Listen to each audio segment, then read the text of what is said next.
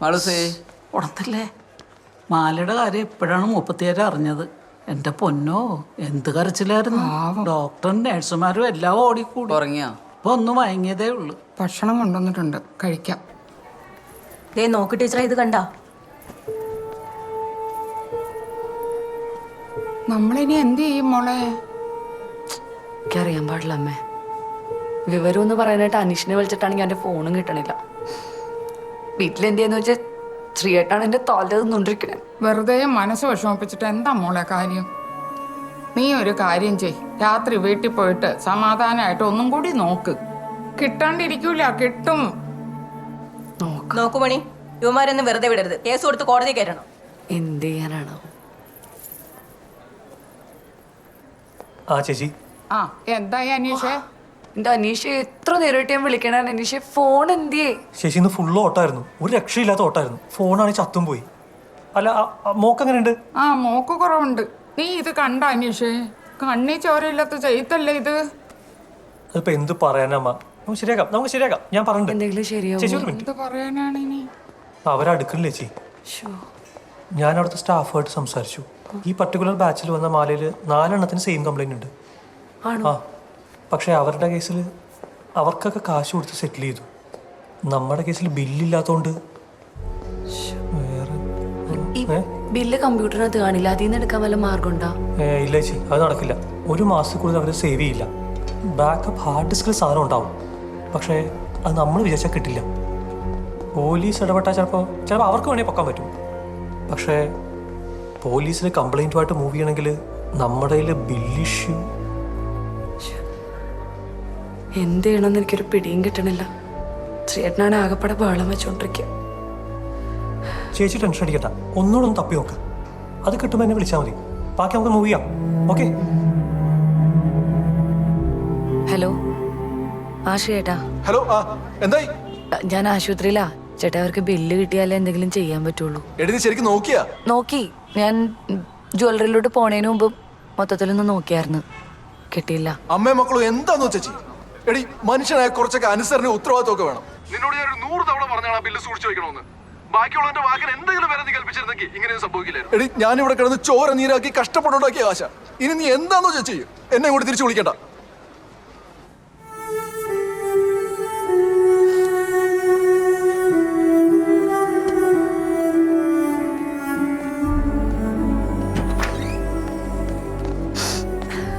അനീഷ് എന്ത് പറഞ്ഞു മോളെ?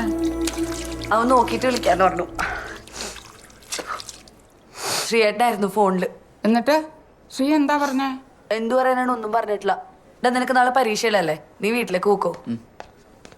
അമ്മയും കൂടെ ഇവിടെ തന്നെ നിൽക്കട്ടാ. അതിങ്ങനെ ഞാനും കുഞ്ഞും കൂടെ പോവാം. ഞാൻ പോയി ബില്ലപ്പി എടുക്കട്ടെ. ശ്രീയേട്ടൻ കുറ്റം പറഞ്ഞെങ്കിലേ എനിക്കൊന്നും പറയാൻ പറ്റില്ല.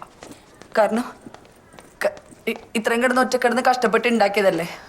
അപ്പൊ പിന്നെ ആർക്കെങ്കിലും ദണ്ണം വരും. എന്നോടൊരു 100 പ്രാവശ്യം പറയണതാ ഇങ്ങനെയുള്ള സാധനങ്ങളൊക്കെ സൂക്ഷിച്ചു വെക്കണം എന്ന്. എൻ്റെ കയ്യിൽ തന്ന ബില്ല എന്നിട്ട് കൊണ്ടുവന്ന് കളഞ്ഞിട്ട്. അപ്പൊ നീ എന്താ റെഡി ആയിക്കേ? എന്നിട്ട് ഇപ്പൊ കുറ്റം പറഞ്ഞാലും വഴക്ക് പറഞ്ഞാലും എനിക്ക് നീ എന്ത് നോക്കിക്കൊണ്ടിരിക്കണേ? അപ്പോ ഒന്ന് പോയി ബാഗ് എടുത്തിട്ട്. ദാ ഫോൺ. എന്റെ താക്കോലെവിടെ?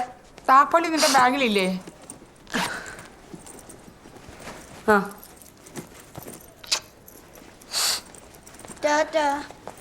ബാ, പോയിട്ട് വരാം അമ്മേ.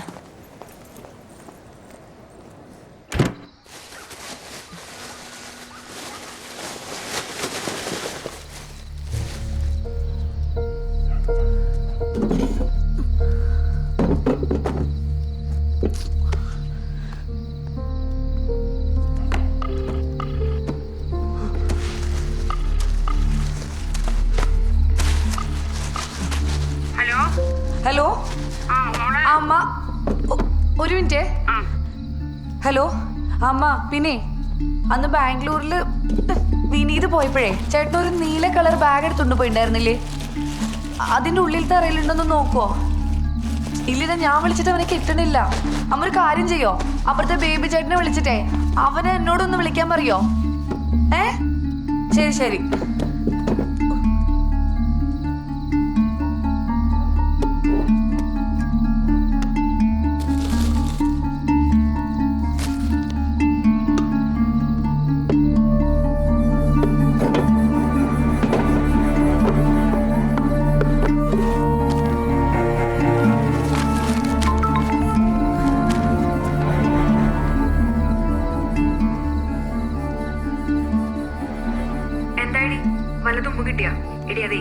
കളഞ്ഞു പോയ സാധനങ്ങൾ തിരിച്ചു കിട്ടാനായിട്ട് വഴിപാട് നേരുന്ന ഒരു അമ്പലം ഉണ്ടല്ലോ. ഓ, അതിന്റെ പേരാണെങ്കിൽ എനിക്ക് കിട്ടണമില്ല. ആ, ഞാൻ നോക്കിയിട്ട് മെസ്സേജ് കേട്ടാ.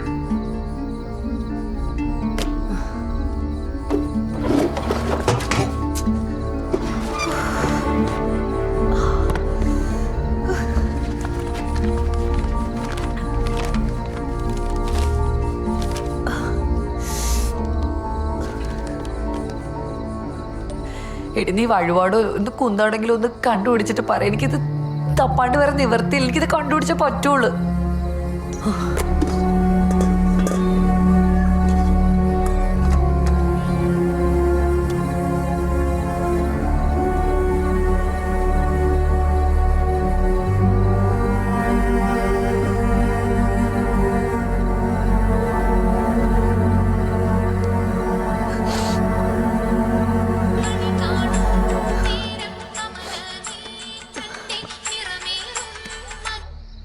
എടേ, എത്ര നേരം കിടന്ന് വിളിക്കണ്?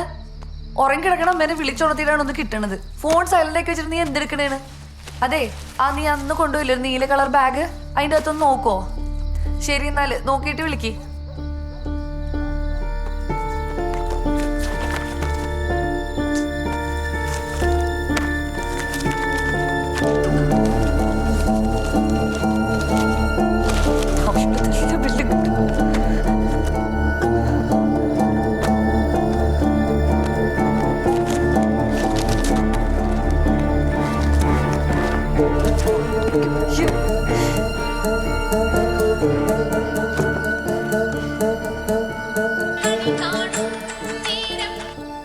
ഹലോ, ആ ശ്രീയേട്ടൻ ഞാൻ നോക്കിക്കൊണ്ടിരിക്കണേന്ന്. എടി കിട്ടില്ലേ?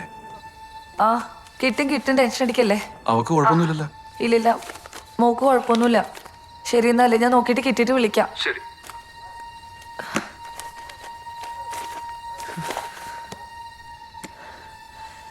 മോനെ, അപ്പൊ നീ കൂടെ ഒന്ന് പോയി നോക്കടാ. കിട്ടിയില്ലെങ്കിൽ നമ്മുടെ എത്ര രൂപ പോകുന്നെന്ന് അറിയോ? പോയി തപ്പ്.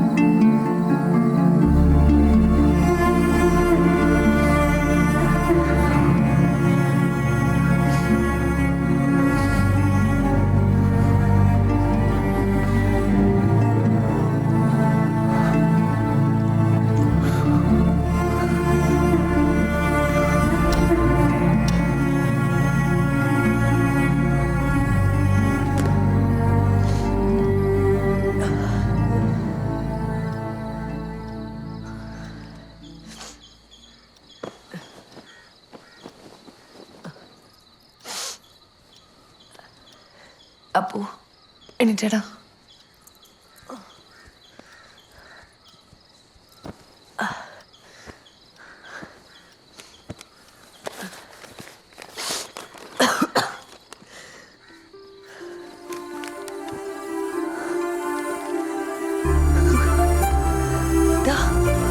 അപ്പോ